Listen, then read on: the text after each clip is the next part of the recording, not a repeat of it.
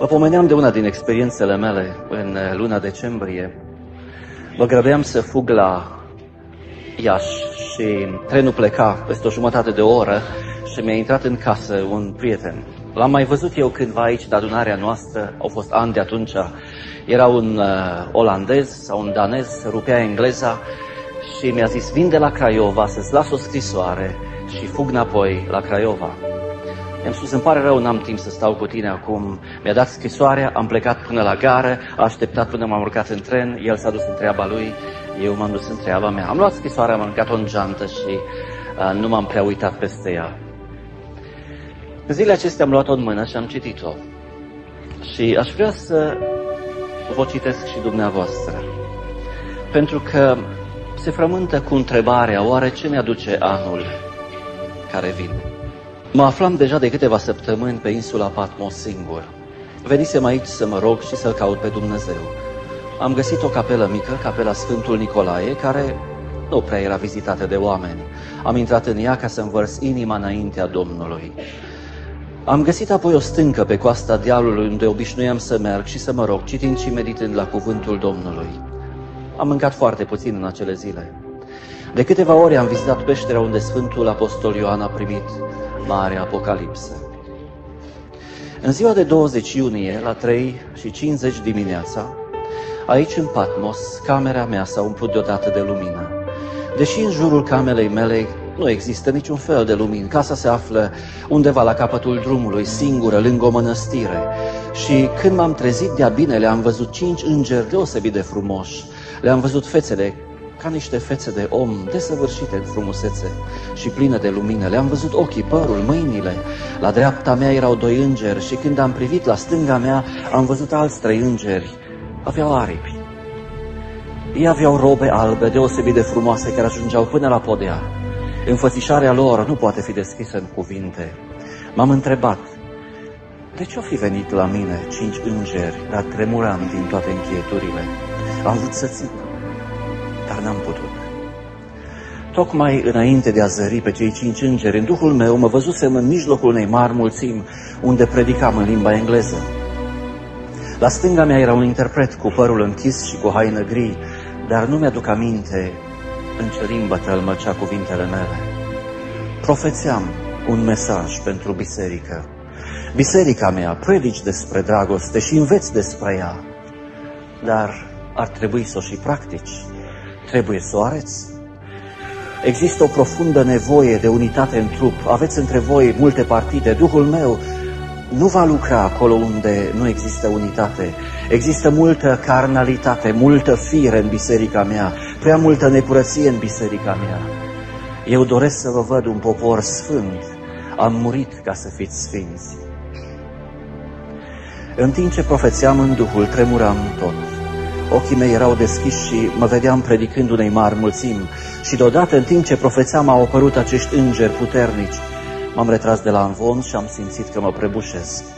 Acum sunt treaz de-a binelea. Cu toate acestea se întâmplă parcă în Duhul meu.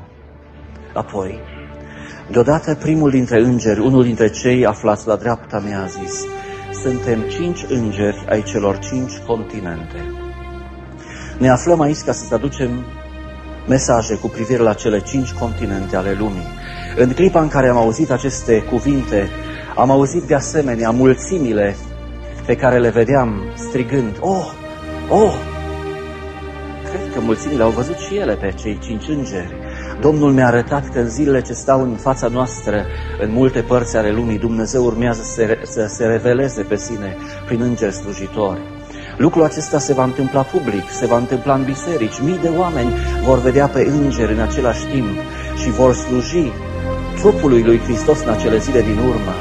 Apoi îngerul a continuat: ceea ce vezi și auzi, spune neamurilor și popoarelor. Îngerul a continuat: deci ceea ce am primit nu pot păstra doar pentru mine. Fie că vor primi, fie că nu vor primi, trebuie să spun aceste lucruri neamurilor. Primul înger a zis: am un mesaj pentru toată Asia. Când a rostit aceste cuvinte, în doar câteva clipe am văzut toată China și țările Asiei, ca Vietnamul, Laosul, deși nu vizitasem niciodată acele țări. Am văzut insulele Filipine, Japonia, Singapore, Malaezia, Indonezia, apoi îngerul mi-a arătat Guinea, Irian Jaya, până jos în Australia, Noua Zeelandă. Sunt îngerul Asiei, a zis el. Și în mâna lui am văzut o trâmbiță mare pe care el urma să sune peste întreaga Asie. Milioane vor auzi glasul de tunet al Domnului. Apoi îngerul a zis, vor urma dezastre, foamete și mulți vor muri de foame. Vânturi puternice vor sufla peste continent, așa cum nu s-a mai întâmplat niciodată. O mare parte a continentului va fi zguduită și distrusă. Vor fi cutremure de pământ în toată Asia și marea va acoperi uscatul. Am văzut aceste lucruri în ziua de 20 iunie. Astăzi este 16 august 1998. Doar câteva zile după vedenia pe care am avut-o, am auzit vestea că valurile mării au măturat mai multe sate în Guinea. Mii de vieți au fost în mare pericol. Lucrurile acestea s-au întâmplat doar cu câteva săptămâni în urmă și îngerul mi-a spus că astfel de lucruri se vor întâmpla în întreaga Asie. Uscatul se va prăbuși în mare. L-am auzit pe înger spunând, o parte din continentul australian va fi zguduit de cutremure, continentul se va rupe și o parte din el va fi înghițit de valuri. Lucrul acesta a fost cutremurător și mă gândeam dacă ceea ce aud este adevărat. Dar îngerul a continuat, milioane vor muri în China și India, națiunile se vor ridica unele împotriva altora, frații unii împotriva altora, asiaticii se vor lupta împotriva fraților lor. Se vor folosi arme nucleare, ucigând milioane. De 2 ori am auzit cuvântul catastrofă, catastrofă. Apoi îngerul a zis, criza financiară din Asia va zgudui lumea întreagă. În timp ce îngerul vorbea, eu tremuram din tot trupul. Apoi el m-a privit, a zâmbit și a zis, în mijlocul acestei catastrofe va avea loc cea mai mare trezire spirituală. Legăturile robiei vor fi rupte, zidurile vor fi dărâmate și peste tot în Asia, în China, în India, oamenii se vor întoarce la Hristos și în Australia vor fi mari treziri. Am auzit pe înger spunând, este ultimul seceriș. Apoi, ca și cum ar fi vorbit Domnul însuși, a zis, îmi voi pregăti biserica mea pentru venirea lui Hristos a 2-a oară. M-am bucurat de o astfel de veste bună după mesajul judecății. În tot timpul acesta, cei 5 îngeri erau în camera mea și le puteam simți prezența. Un simțământ extraordinar. Am văzut că al 2-lea înger avea un toiag în mână. El a zis, a venit vremea secerișului în Israel și în toate țările până în Iran. Când am văzut toate aceste țări, am văzut toate aceste țări într-o clipită, toată Turcia și țări ale căror nume este greu de pronunțat, care m-au refuzat și mi-au refuzat mesajul de dragoste, se vor urî unele pe altele pe alții. Am văzut Iranul, Persia, Armenia, Azerbaidjanul, toate Georgia, Irakul, Siria, Libanul, Iordania, Israelul și toată Asia Mică plină de sânge. În toate aceste țări am văzut sânge și foc și multe din aceste țări s-au folosit arme nucleare, fumul se ridica de pretutindeni, o distrugere fulgerătoare, oameni distrugându-se unii pe alții. Am auzit aceste cuvinte, Israele, o Israele, a venit marea judecată. Îngerul a zis, aleșii, biserica, rămășița va fi curățită, Duhul lui Dumnezeu îi va pregăti pe copiii lui Dumnezeu. Am văzut flăcări ridicându-se către cer. Îngerul a zis, aceasta este judecata finală. Biserica mea va fi curățită, protejată și gata pentru ziua cea din urmă. Dar oameni vor muri de sete, apa va fi greu de găsit în Orientul Mijlociu, râurile se vor usca, oamenii în acele țări se vor lupta pentru apă. Îngerul mi-a arătat că Statele Unite se vor frânge în bucăți din pricina crizei din Orientul Mijlociu. Națiunile Unite nu vor mai exista. Cu secerea în mână, îngerul aduna grânele. Al 3-lea înger. Unul dintre îngerii cu aripi mi-a arătat Europa. De la un capăt la celălalt, din nord până în Spania și Portugalia. În mâna îngerul avea o balanță. L-am văzut zburând peste Europa și l-am auzit zicând, sunt măhnit, nelegiuire, necurăție, lipsă de evlavie în toată Europa, păcatul s-a ridicat până la cer, Duhul Sfânt este mâhnit. Am văzut râurile Europei revărsându-se peste maluri și acoperind milioane de case, milioane de oameni s-au înnecat. După ce am văzut aceste lucruri, cu câteva săptămâni în urmă am citit știrile Ceoslovacia a cunoscut cele mai mari inundații pe care le cunoscuse vreodată. Am auzit de asemenea că marele râu din China stă să se reverse și mii de case sunt distruse de inundații. Toate aceste știri le-am auzit după ce am avut viziunea și după ce l-am auzit pe înger vorbind. Deodată am auzit și am văzut cutremure de pământ în toată Europa. Țări care nu cunoscuseră cutremurul de pământ vor fi zguduite, a zis îngerul. Și în Duhul am văzut prăbușindu-se turnul Eiffel din Paris, o mare parte din Germania distrusă, în marea metropolă a Londrei, distrugeri pretutindeni. Am văzut inundații în Scandinavia.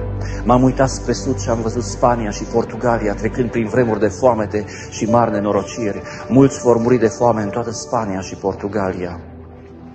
Am fost cutremurat la vederea acestor lucruri și am zis: Doamne, ce se va întâmpla cu copiii Tăi? Îngerul mi-a zis: eu îi voi pregăti, îi voi aștepta, ei vor aștepta arătarea Domnului. Mulți vor striga la mine în acele zile și eu îi voi mântui. Voi face mari minuni pentru ei și le voi arăta puterea mea. Deci în mijlocul multor nenorociri se va arăta și harul Domnului în acele țări. Am fost bucuros să aud că Domnul îi va ocroti pe copiii Săi. Al patrulea înger a pornit spre Africa. L-am văzut pe cel de-al patrulea înger cu aripi zburând deasupra Africii și am putut să văd Cape Town, aflat în sudul continentului, până în nord, în Cairo. Am văzut toate țările, mai mult de 50 de țări. Îngerul Africii avea în mână o sabie uriașă și bine ascuțită. Deodată l-am auzit zicând: a fost vărsat sânge nevinovat. Între popoare sunt certuri și neînțelegeri, generații întregi sunt departe de Domnul, s-au măcelărit unii pe alții, mii de oameni.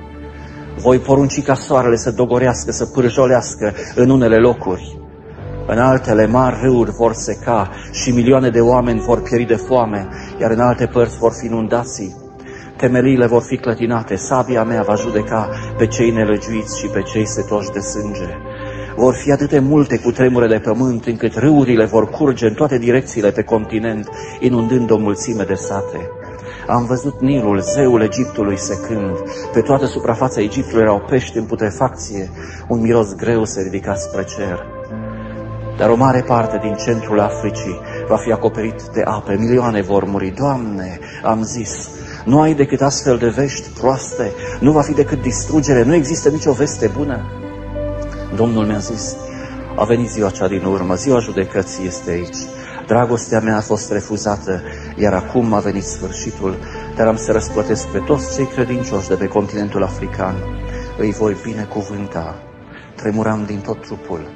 Simțeam că nu mai pot suporta. Apoi l-am văzut pe al cincilea înger zburând peste nordul Americii, înspre sud. De la Polul Nord până în Argentina, de pe coasta de est până în California, am văzut în mâna lui un potir. Îngerul a spus că va vărsa peste continentul acesta judecățile care erau în potirul lui. Apoi l-am auzit spunând: nu mai există dreptate, nu mai există neprihănire, nu există sfințenie, peste tot este idolatrie, materialism, beție.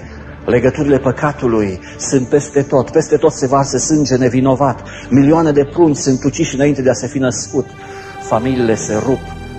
O generație prea curvară, Sodoma și Gomora, ați ajuns ca aceia din zilele lui Noe, o mulțime de predicatori și profeți mincinoși care refuză dragostea mea. Mulți dintre ei au formă de evlavie, tăgăduindu-i însă puterea. Când l-am auzit pe înger spunând aceste lucruri, l-am rugat: oare nu mai pot zăbovi o vreme? Nu-ți vărsa potirul, mai dă o șansă pentru pocăință. Îngerul mi-a zis: Dumnezeu a iertat de multe ori și de multe ori le-a vorbit, dar ei nu l-au ascultat. Răbdarea s-a ajuns la capăt, acum a sosit vremea. Au iubit banii și plăcerile mai mult decât pe mine. L-am văzut pe înger cum începe să verse potirul și am văzut cum iceberguri uriașe au pornit să se topească, ca urmare toată Canada și America de Nord. În America de Nord am văzut inundații, râurile revărsându-se peste maruri și distrugeri pretutindeni.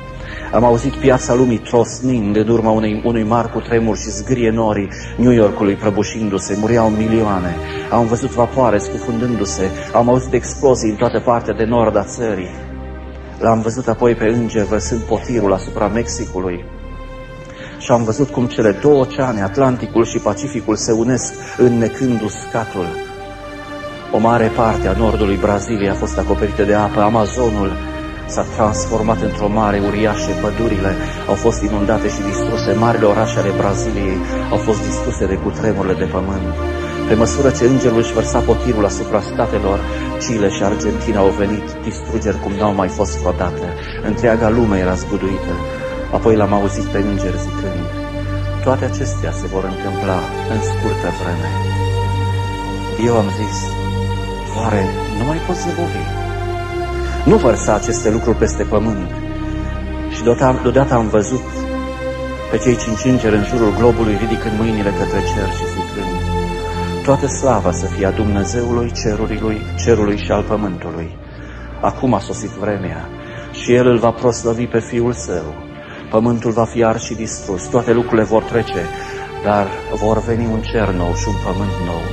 Dumnezeu va distruge lucrările celui rău pentru totdeauna. Îmi voi arăta puterea în faptul că îmi voi proteja copiii în mijlocul pedepsei și distrugerii. Fii gata pentru ziua aceea, pentru că ziua Domnului este aproape. Camera mea era plină de lumină din strălucirea îngerilor. Apoi deodată ei s-au înălțat spre cer. Când mi-am ridicat privirea, am văzut pe cei 5 îngeri mergând în 5 direcții diferite. Știu că ei au și început să-și facă lucrarea. Mai mult de un ceas nu m-am putut mișca, eram treaz, tremurând din tot trupul. Am zis: Doamne, să plec oare acum din Patmos? El mi-a zis: nu, te-am adus aici cu un scop. Unul din îngeri îmi spusese: acesta este mesajul nostru, tu ai fost ales să fii un instrument sau un canal prin care el să fie comunicat. Ce privilegiu că Dumnezeu te-a ales să duci acest mesaj la neamuri. I-am zis: Doamne, facă-se voia ta. A Domnului să fie slava. Își încheie Dr. Samuel Doctorian scrisoarea din 16 august 1998. Ce ne va aduce anul care vine?